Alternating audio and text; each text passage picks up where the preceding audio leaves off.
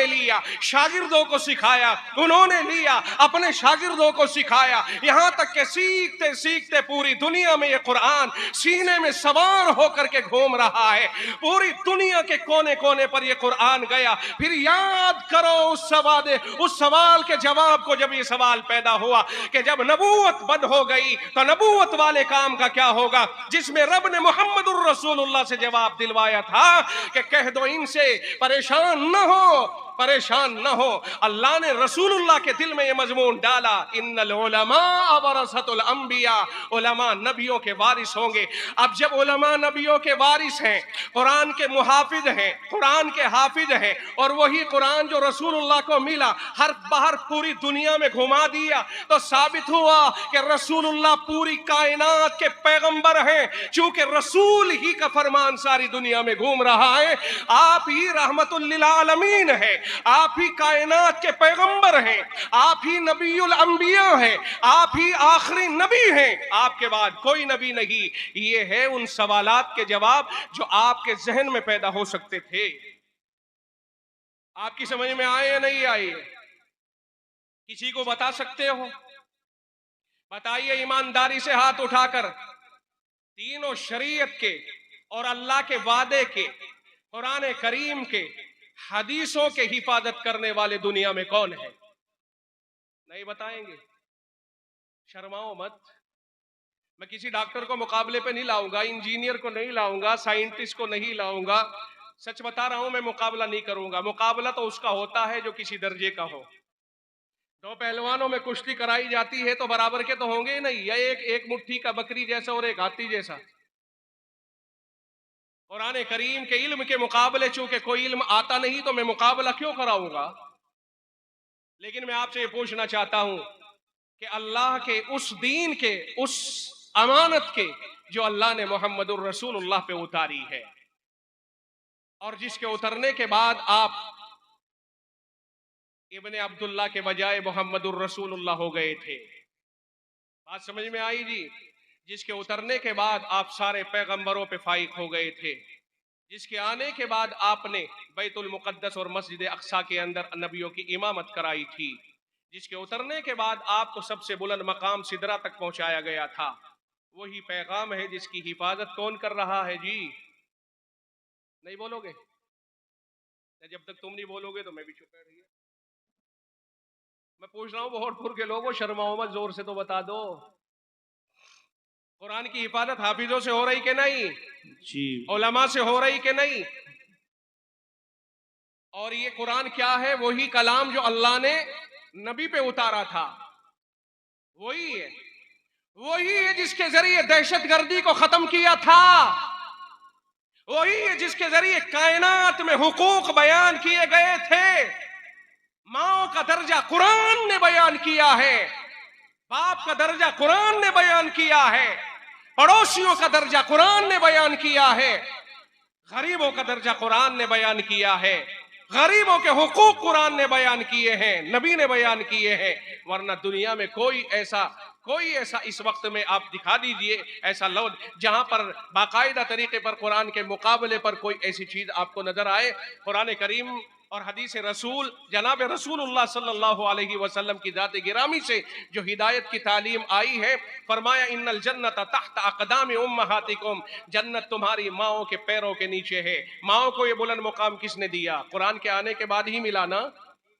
अरे मोहम्मदुर रसूलुल्लाह ने ये बात कब फरमाई? जब रसूलुल्लाह पे कुरान आ गया तभी तो फरमाई, 40 साल तक नहीं फरमाई। 40 साल की जिंदगी हो गई, आपने कुछ नहीं फरमाया। 40 साल के बाद जब आपको कुरान मिल गया, आपको नबूवत मिल गई, तब फरमाया इन्नल जन्नत तहत अक़दाम उम्महातिकुम, जन्नत तुम्हारी माओं के कदमों के नीचे है। फिर फरमाया रिज़ल रब्बि फी रिज़ल वालिद, बाप की रजा में खुदा की रजा है। व सख़तुर रब्बि फी सख़तिल वालिद, बाप की नाराजगी में खुदा की नाराजगी है। कब फरमाया? गोया माँ बाप को यह मकाम बुलंद कब मिला? जब कुरान आया तभी तो मिला ना। जब रसूलुल्लाह तशरीफ लाए तभी तो मिला ना। आपने फरमाया मजदूरों के लिए आतुल अजीरा अजरहु क़ब्ल अन यजुफ़ारक़ु, फरमाया कि मजदूर को उसकी मजदूरी पसीना सूखने से पहले दे दो, वो भी अपने बच्चों के लिए कुछ लेके जाएगा। मजदूरों से मजदूरी करा के महल तामीर करा लिए, और जब हिसाब होने लग गया तो मजदूरों को दबा लिया। ये हुकूक किसने बयान किए? रसूलुल्लाह ने। पड़ोसियों के हुकूक किसने बयान किए हैं? आपने फरमाया लैसल मुमिन अल्लज़ी यशबअु व जारुहु जाइउन इला जंबी।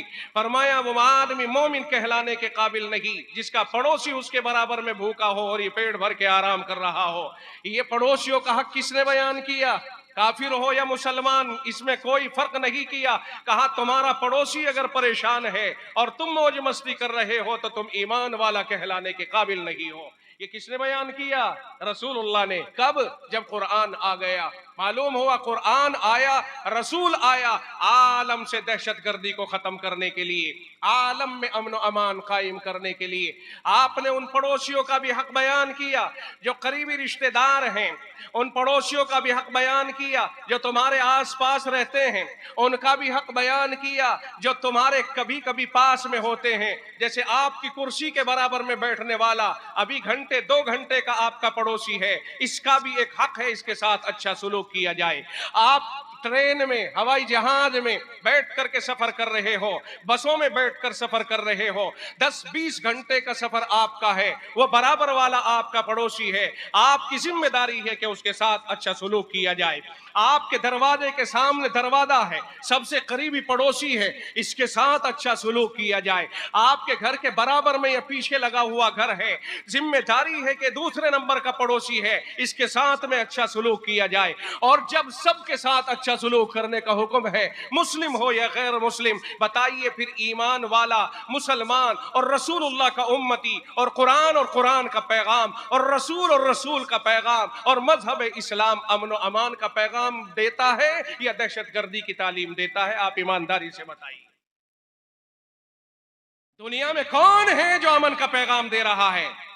कुरान और रसूलुल्लाह सल्लल्लाहु अलैहि वसल्लम की जाते गिरामी।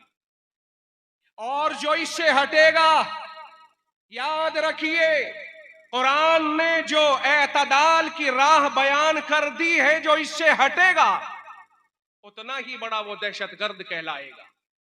खुदा की धरती के ऊपर, आसमान के नीचे खुदा की कुदरतों को मातहत और खुदा की नियमतों को हासिल करने के बाद कोई आदमी अगर खुदा का बागी बन के जिएगा, वो उतना ही बड़ा झूठा और उतना ही बड़ा दहशतगर्द कहलाएगा। सबसे बड़ा झूठ ये है कि आदमी को अल्लाह ने पैदा किया, और सुनो, दुनिया में झूठ से बढ़ करके कोई बुरी चीज नहीं है। सब बुराइयों का जड़ झूठ है, झूठ। और अल्लाह के नबी ने फरमाया इन्न सिद्क़ युनजी वल किज़्ब युहलिक, सच आपको निजात दिलाएगा और झूठ आपको हलाक करेगा। सबसे बड़ा झूठ दुनिया में यह है कि आदमी उस जाते गिरामी को जिसने उसको पैदा किया है उसको न माने। ये सबसे बड़ा झूठ है। सबसे बड़ा सच ये है कि जिसने हमें पैदा किया है और हमें नियमतें दी है, हम उसकी फरमाबरदारी करें और इताअत करें। मालूम हुआ सबसे बड़ा झूठ शिर्क है, सबसे बड़ा सच ईमान है। ये जिम्मेदारी है हमारी कि शिर्क की मजम्मत करें और ईमान की तारीफ करें।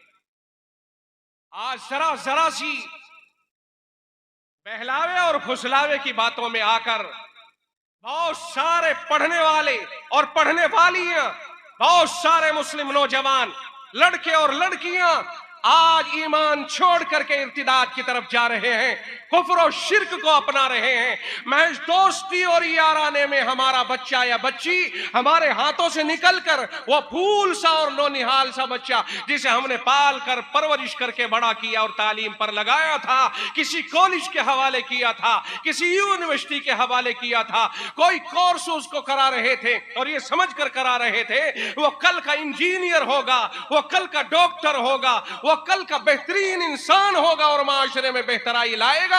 आज हम देख रहे हैं कि बेशुमार वही हमारे बच्चे और बच्चियां हमारे हाथों से निकलकर और उन लोगों के साथ जिन लोगों का ईमान से कोई ताल्लुक नहीं है, हाथ में हाथ डाल करके अपने माँ बाप और अपने खानदान और अपने अहले वतन से और अपने